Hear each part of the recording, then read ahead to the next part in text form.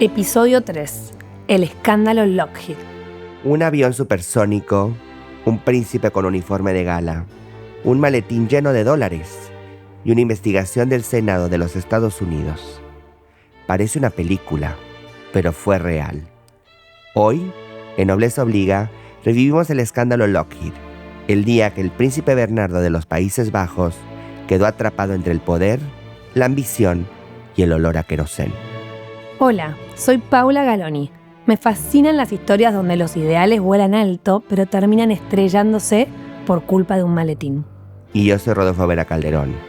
Siempre sospeché que el propósito de algunos príncipes no es servir a su patria, sino servirse de ella.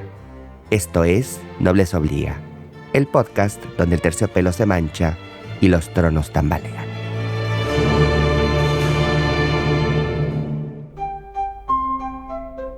Acto 1. Sombras en Palacio. Durante décadas, los Países Bajos evitaron abordar este costado incómodo de su historia. Pero para muchos, la figura del príncipe Bernardo simboliza ese doble estándar que permitió que los lujos de la monarquía convivieran, sin culpa aparente, con los silencios más oscuros del siglo XX. Como resumió un diplomático británico con acidez impecable: la sombra del nazismo entró a la corte montada en un DC-4 y se instaló en palacio con uniforme de gala. Una frase que condensa mejor que cualquier informe el lado más incómodo de la realeza europea del siglo XX. Bernardo de Lippe-Biesterfeld nació en Alemania y antes de casarse con la princesa Juliana de los Países Bajos en 1937, tuvo que firmar un acuerdo confidencial con su suegra, la reina Guillermina.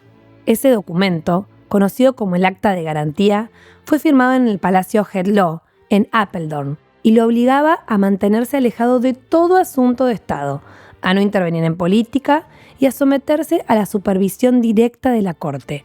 Era, en esencia, un control preventivo frente a los rumores sobre sus simpatías políticas y ambiciones personales. Pero también tuvo un pasado muy turbio. En su juventud, simpatizó con el régimen nazi y llegó a afiliarse a organizaciones vinculadas al Partido Nacional Socialista.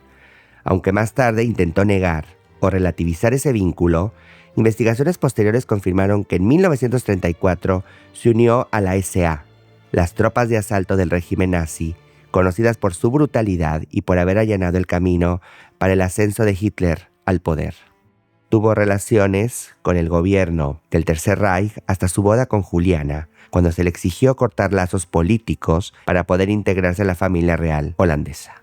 Varias afiliaciones políticas y personales suyas quedaron en el centro de la polémica.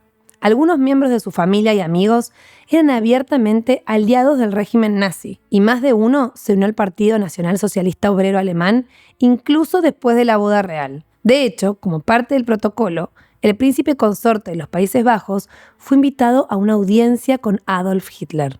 El encuentro fue incómodo. El Führer habló del turismo en el Rin, repleto de castillos medievales, viñedos, pueblos históricos y rutas comerciales, y elogió la boda como símbolo de la unión germánica. Pero luego, en privado, habría dicho: Bernardo es un completo idiota. Después de la guerra, su nombre volvió a sonar en informes de inteligencia. Diversas fuentes sostienen que utilizó sus contactos diplomáticos y empresariales para colaborar con la huida de antiguos oficiales nazis hacia América del Sur, particularmente a la Argentina. Su cercanía con ejecutivos de KLM, la aerolínea nacional neerlandesa, habría sido clave. Durante años se habló de vuelos discretos que habrían transportado a ex jerarcas y colaboradores del régimen a través de rutas que evitaban los controles aliados. Algunas versiones aseguran que entre 1946 y 1952, al menos 800 personas vinculadas al nazismo llegaron al Cono Sur con documentación facilitada o tolerada por ciertas embajadas europeas. Además, el príncipe Bernardo fue amigo cercano del presidente Juan Domingo Perón y de Evita Duarte. En una visita oficial realizada a Buenos Aires el 4 de abril de 1951, fue recibido con honores. Se cree que colaboró en varias gestiones empresariales confidenciales junto al gobierno peronista, aunque los detalles nunca se aclararon del todo. La figura de Bernardo aparece como nexo en al menos 3 reportes de inteligencia británicos desclasificados en los años 90. Aunque nunca fue formalmente acusado, su nombre figura asociado a gestiones discretas para proteger a ciudadanos alemanes en tránsito.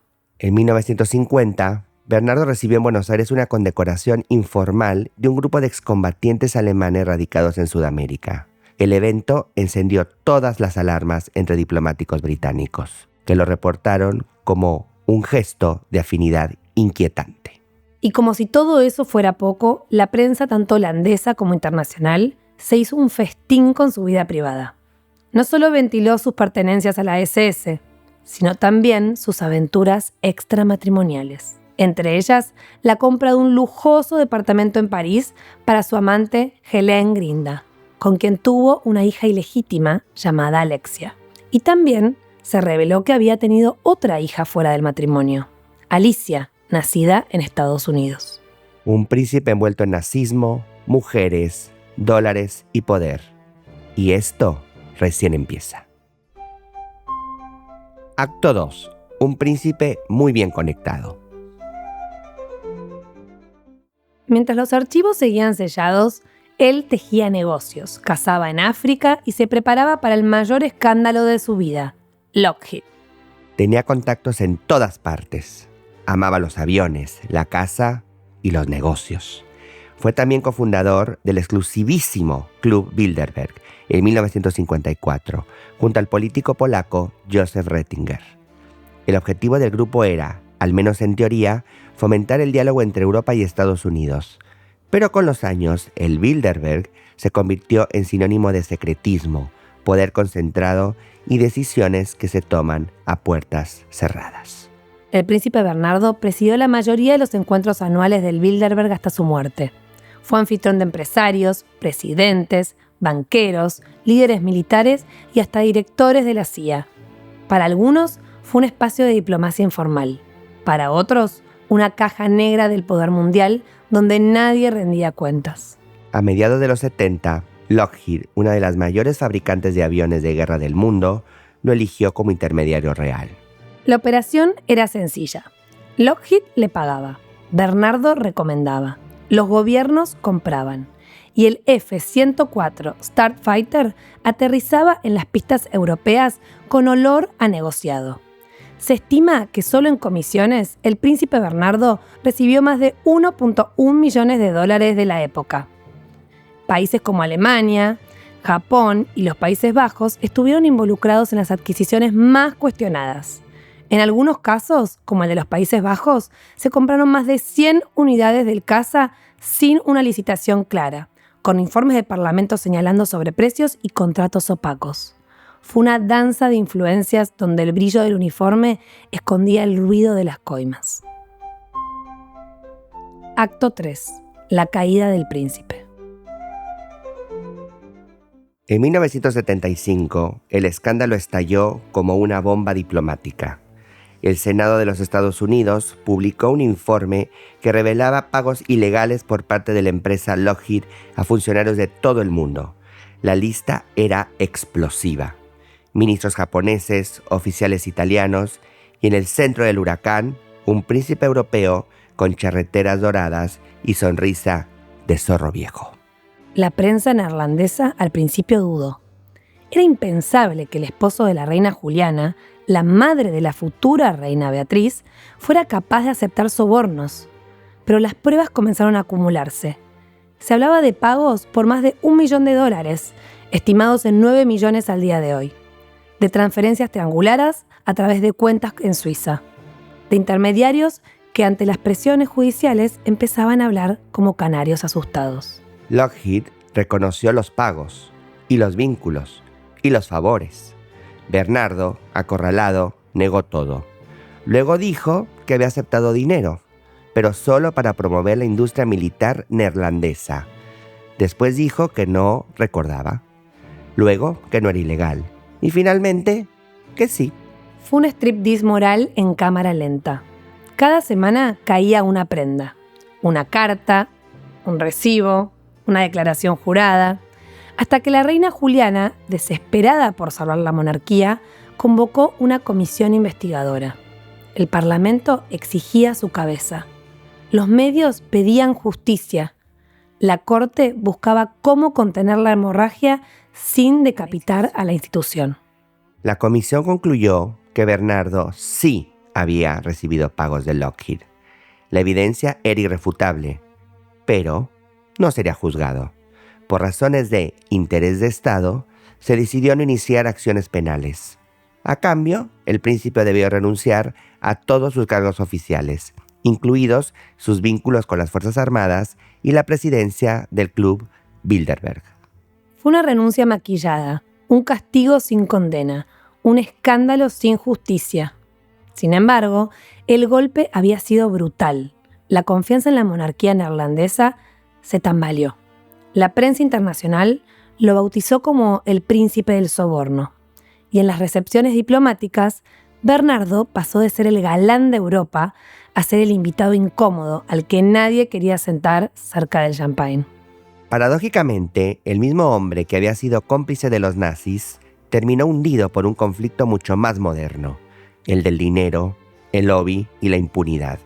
Y todo eso desde la alfombra roja de una corte europea donde el silencio seguía valiendo oro. Acto 4. Silencio real y olvido público. Tras la tormenta vino el pacto de silencio. La reina Juliana no volvió a mencionar el tema en público.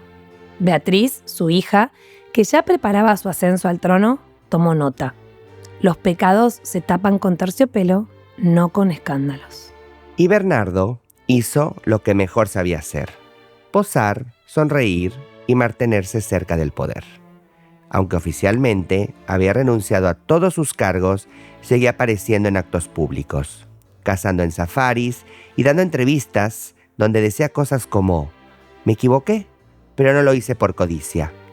Un clásico: la culpa sin culpa. El escándalo Lockheed marcó un antes y un después.